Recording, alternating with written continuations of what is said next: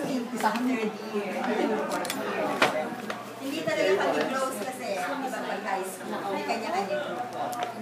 Grupo sila ni Emma, ni Ellie, kami ang grupo namin, si Roger, si Ellie, ako. Tapos may iba pang grupo. So, during kanya-kanya kami grupo, hi and hello lang.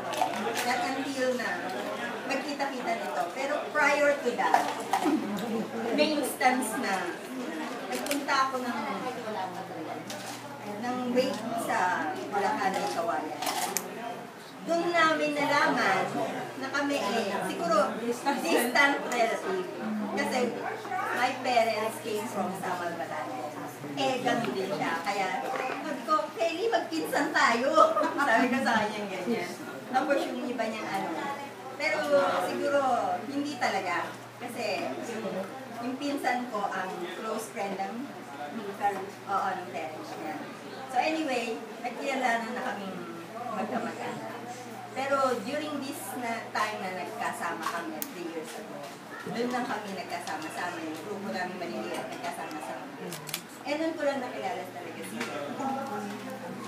Perry na takot kami dyan kasi strict ko. Pag sinabi niya, kasi magugulo kami para kami high school pag magkakasama. Pag sinabi niya, hindi, tahimik kami lahat.